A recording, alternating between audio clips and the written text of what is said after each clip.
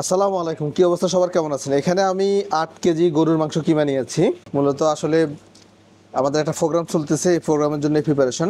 এখানে আমি 300 গ্রাম লাল capsicum chop করে নিয়েছি, আর 300 গ্রাম সবুজ ক্যাপসিকাম চপ করে নিয়েছি। 100 গ্রামের মতো পাঁচলি পাতা চপ করে নিয়েছি। আর এটা হচ্ছে ফ্রেশ রোজমেরি এবং থাইম। আমরা অনেকেই রোজমেরি এবং থাইম সম্পর্কে জানি না। এই যে এটা হচ্ছে থাইম, ফ্রেশ থাইম। আর এটা হচ্ছে ফ্রেশ রোজমেরি, অনেকে এটা সম্পর্কে জানি না। এই যে দেখাই দিলাম ফ্রেশ। এটা আমরা অনেকে ড্রাইটা দেখেছি, বাট ফ্রেশটা দেখি নাই। তো রোজমেরি এবং থাইম দিয়েছি 50 গ্রাম। অপশনাল দিয়েছি ধনিয়া পাতা, যেহেতু আমাদের দেশীয় মানুষ খাবে, এই জন্য ফ্লেভারের জন্য ধনিয়া পাতা দিয়েছি 50 গ্রাম। আর এটা হচ্ছে সুমাক পাউডার। সুমাক পাউডার দিয়েছি 10 গ্রাম। 10 গ্রাম থেকে বেশি আছে, প্রায় 14 গ্রামের মতো। আর অল্প একটু সুগার দিতে হবে, সুগারটা জাস্ট টেস্ট ইনহ্যান্স করবে এই জন্য। আর পরিমাণ মতো একটু লবণ। রেস্টুরেন্টের খাবার নিয়ে আসলে অনেকের অনেক ধরনের প্রশ্ন, যে শেফদের হাতের খাবার এত মজা হয় কেন। আসলে ইনগ্রিডিয়েন্টসে খাবার টেস্ট আনে। এখানে ব্ল্যাক পেপার দিয়েছি, তারপর অল্প একটু রসুন পাউডার আর একটু আদা পাউডার। ব্যাস, এই মশলাগুলো দিয়েছি।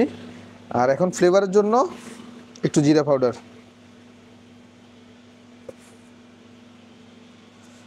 এখন এখানে একটা সিক্রেট আছে, সিক্রেটটা হচ্ছে ব্রাউন রো। আমরা এই কাবাবটা বর্নিংয়ের জন্য যেই সিক্রেটটা ব্যবহার করি, এটা আমরা হোমমেড ব্রাউন রো ইউজ করি। অনেকে এটা রেসিপি জানে না, আমি ইনশাল্লাহ রেসিপি দিয়ে দেবো। এই যে ব্রাউন রো দিচ্ছি, ব্রাউন রো দিয়ে দিচ্ছি 2 ডাব্বু। এই কাবাব রেস্টুরেন্টে এত পরিমাণ সেল হয় 5 স্টার হোটেলগুলোতে, কারণ এটা খুবই পছন্দের একটি কাবাব, খুবই টেস্টি, খুবই মজাদার।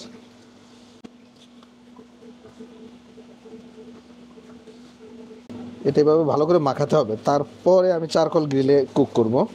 এটা দুইভাবে কুক করা যায়, চারকোল গ্রিলে করা যায় এবং ওভেনে বেক করে করা যায়। আর আপনারা চাইলে বাসা বাড়িতে ফ্রাই প্যানও তৈরি করতে পারবেন।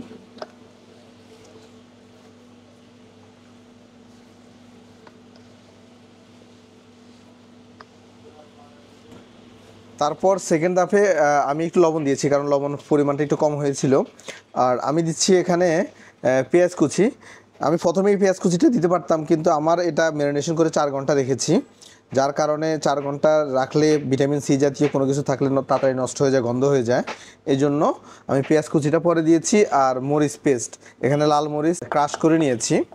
এখানে পেঁয়াজ ছিল 350 গ্রাম আর মরিচ ছিল 300 গ্রাম, আমি এটা পেস্ট করে নিয়েছি। তারপরে এগুলো অ্যাড করে দিচ্ছি। দেন এখন আমি আবার মাখাবো। আর একটু ব্রাউন রো বন্ডিংয়ের জন্য, এটা কাবাবটা অনেক জুসি রাখে, উপরে ক্রিস্পি হয় এটা দিলে। ওকে, এখন মাখিয়ে নিচ্ছি।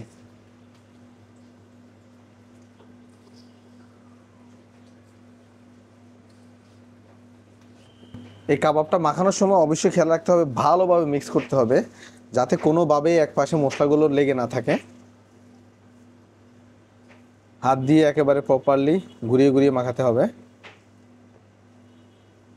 এটা কিন্তু আপনারা শিক কাবাব স্টাইলেও রান্না করতে পারবেন, আবার ওভেনে বেক করেও রান্না করতে পারবেন, এবং চারকোলেও দিয়েও রান্না করতে পারবেন। এখানে লাল মরিচটা যদি না ইউজ করেন তাও চলবে, কারণ আমাদের দেশীয় লোকাল গেস্ট এই লাল মরিচটা পছন্দ করে, যার কারণে লাল মরিচটা দিয়েছি। আর এটার অরিজিনাল নাম হচ্ছে বিফ লুলা কাবাব।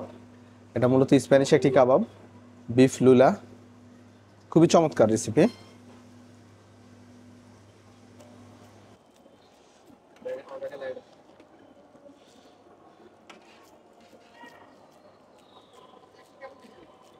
এই কাবাবটা মূলত শিখে আমরা গেতে, তারপর গ্রিল করি, বেক করা যায়, কুপ্তা করা যায়, সেম রেসিপিতে। ওকে।